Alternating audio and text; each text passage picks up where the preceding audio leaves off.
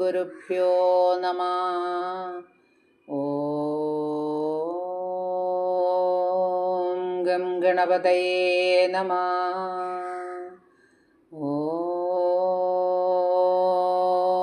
Some സരസ്വത്യൈ നമഃ. ഓം നമോ ഭഗവതേ വാസുദേവായ. പീതാംബരങ്കരവിരാജിതശംഖചക്രകൗമോദഗീ സരസിജം കരുണാസമുദ്രം രാധാസഹായമതിസുന്ദരമന്ദഹാസം വാതാലയേശമനിശം ഹൃദി ഭാവയാമി. ഓം നമോ ഭഗവതേ വാസുദേവായ. നാരായണീയം ദശകം 5. വിരാട് പുരുഷോൽപത്തി.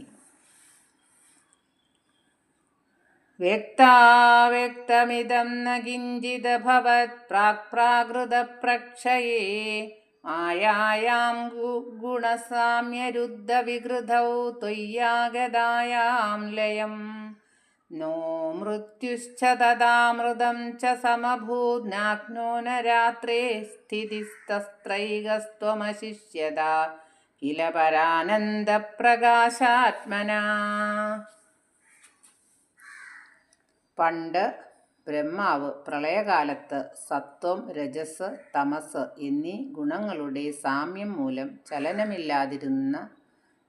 ചലനമില്ലാതിരുന്നു മായ അങ്ങയിൽ ലയിച്ചു സ്ഥിതി ചെയ്തിരുന്നപ്പോൾ വ്യക്തരൂപത്തിലും അവ്യക്തമായും ഇന്നു കാണുന്ന വസ്തുക്കളൊന്നും ജന്മമെടുത്തിരുന്നില്ല. അപ്പോൾ മൃത്യുവും മോക്ഷവും ഉണ്ടായിരുന്നില്ല. പകൽ, രാത്രി എന്നീ സ്ഥിതിഭേദങ്ങളും ഉണ്ടായിരുന്നില്ല. ഏകനായ അങ്ങ് മാത്രം ചിദാനന്ദ സ്വരൂപനായും ജ്ഞാനപ്രകാശത്തോടെയും അവശേഷിച്ചിരുന്നു.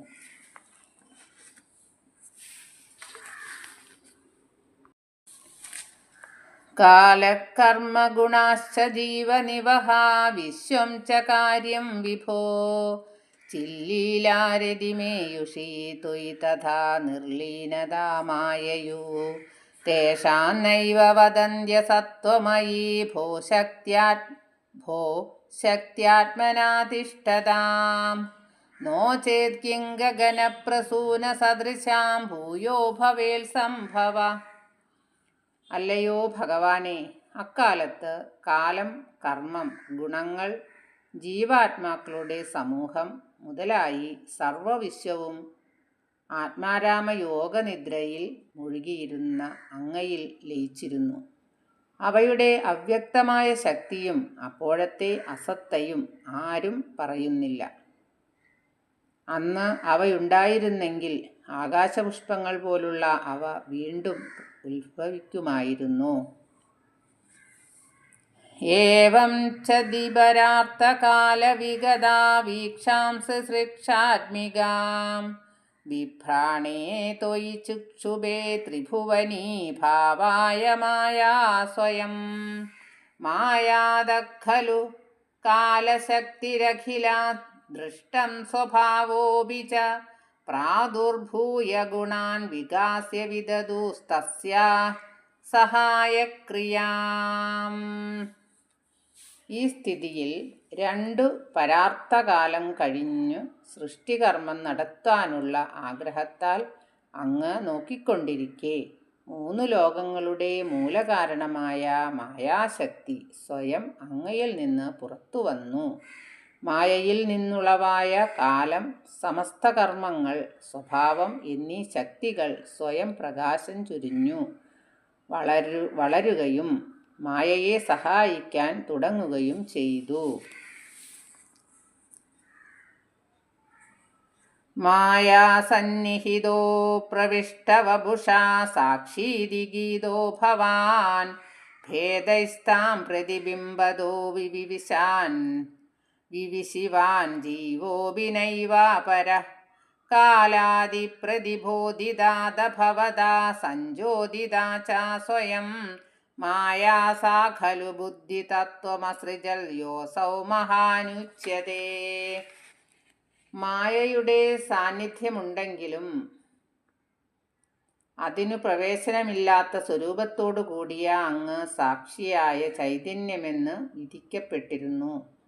വിധിക്കപ്പെട്ടിരിക്കുന്നു. പല രൂപത്തിലുള്ള മായ പ്രതിബിംബിച്ചുണ്ടായതാണ് ജീവാത്മാവ്. അതും അങ്ങു തന്നെ.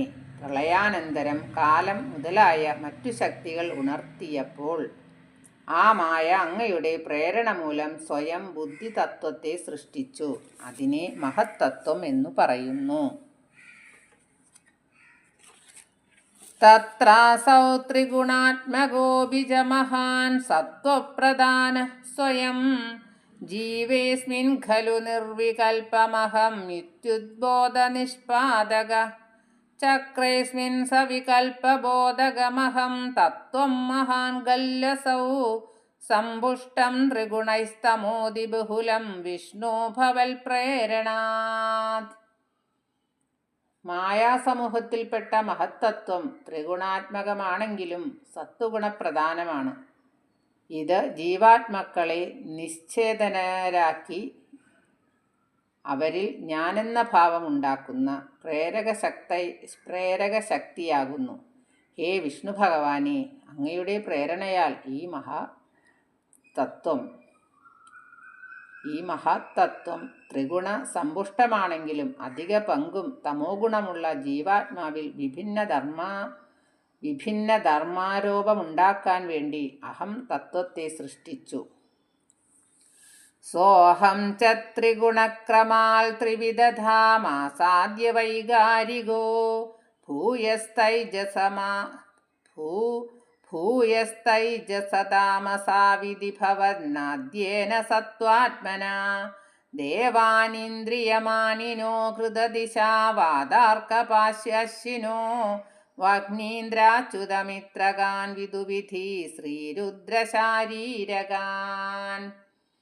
ഇങ്ങനെ സംജാതമായ അഹം തത്വം 3 ഗുണങ്ങൾക്കൊത്തു 3 രൂപങ്ങൾ പ്രാപിക്കുകയും പിന്നീട് വൈകാരികം, തൈജസം, താമസം എന്നീ രൂപഭേദങ്ങൾ കൈക്കൊള്ളുകയും ചെയ്തു. സത്വഗുണാത്മകമായ വൈകാരിക രൂപമാകട്ടെ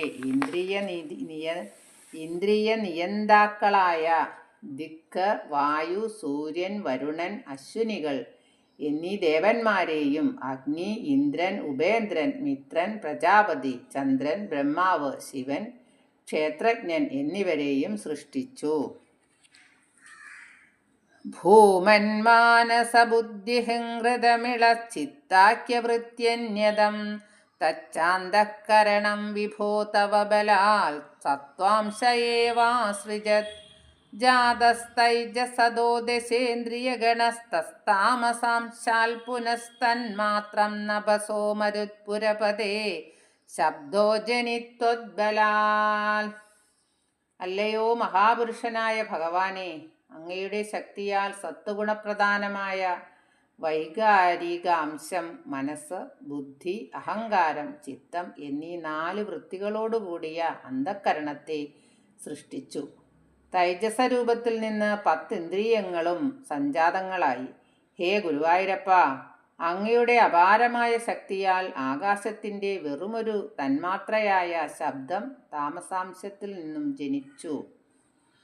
ശബ്ദോദ്യോമദസസർജിത വിഭോ സ്പർശം ദദോ മാരുതം തസ്മാദ്രൂപമദോ മഹോധജരസം തോയം ച ഗന്ധം മഹീം ഏവം മാധവ പൂർവപൂർവകലനാദ്യാദ്യധർമാന്യതം ഭൂതഗ്രാമമിമം ത്വമേവ ഭഗവൻ പ്രാകാശയസ്താമസാൽ.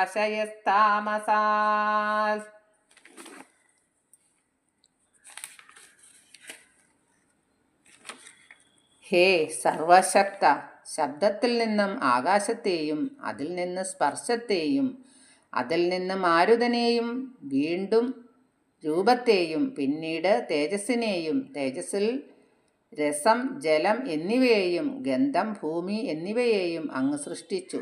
ലക്ഷ്മീകാന്തനായ ഭഗവാനെ, ഇങ്ങനെ ആദ്യം വിവരിച്ചവയോടുള്ള സംബന്ധത്താൽ അവയുടെ ധർമ്മങ്ങളോട് ചേർന്നിണങ്ങിയ ഈ ഭൂതസംഘത്തെ അങ്ങുതന്നെ താമസാംശത്തിൽ നിന്നും സൃഷ്ടിച്ചു. ഏധേ ഭൂതഗണാസ്തേന്ദ്രിയഗണാ ദേവാംശജാത പൃഥക് നോശേ ഗുർഭുവനാണ്ഡ നിർമ്മിതി വിധൗ ദേവൈരവീഭിസ്തദാ ത്വം നാനാവിധസൂക്തിഭിർനുതഗുണസ്ഥസ്ത്വാന്യമൂന്യാവിശൻ ജ്യേഷ്ഠാശക്തിമുദീരതാനി ഘടയൻ ഹൈരണ്യമണ്ഡം വ്യഥാ.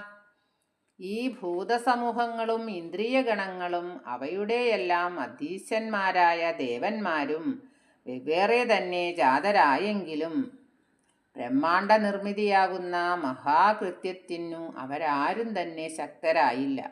ഇന്ദ്രാദിദേവന്മാരാൽ നാനാവിധ സൂക്തങ്ങളെ കൊണ്ട് പ്രകീർത്തിക്കപ്പെട്ട അങ്ങ് ഈ തത്വങ്ങളിലേക്ക് സ്വയം പ്രവേശിച്ച് പ്രവർത്തന ശക്തിയെ ഉദ്ദീപിപ്പിക്കുകയും സർവഭൂതങ്ങളെയും ഇന്ദ്രിയങ്ങളെയും സംഘടിപ്പിച്ച് സ്വർണമയമായ ഒരണ്ഡത്തെ സൃഷ്ടിക്കുകയും ചെയ്തു. അണ്ഡം തൽഖലു പൂർവസൃഷ്ടസലിലേ തിഷ്ടൽ സഹസ്രം സമാ നിർഭിന്നന്തകൃതാ ചതുർദശ ജഗദ്രൂപം വിരാടാഹ്വയം സാഹസ്രൈ കരപാദമൂർധനിവഹൈർനിശേഷജീവാത്മകോ നിർഭാദോസി മരുത്പുരാദിവസമാം ത്രായസ്വ സർവാമയാത്. അങ്ങനെ അങ്ങയാൽ തന്നെ നിർമ്മിതമായ അണ്ഡം ആദ്യമേ സൃഷ്ടിച്ചിട്ടുള്ള ജലത്തിൽ 1000 വർഷം സ്ഥിതി ചെയ്തു. അങ്ങതിനെ പിളരുകയും വിരാട് നാമാവായ 14 ലോകങ്ങളുടെ ആകൃതിയിൽ സൃഷ്ടി നടത്തുകയും ചെയ്തു. പിന്നീട് അങ്ങ് ആയിരക്കണക്കിനുള്ള കൈകാലുകളോടും ശിരസ്സുകളോടും കൂടി എല്ലാ ജീവാത്മാക്കളെയും സ്വയം വഹിച്ചുകൊണ്ട്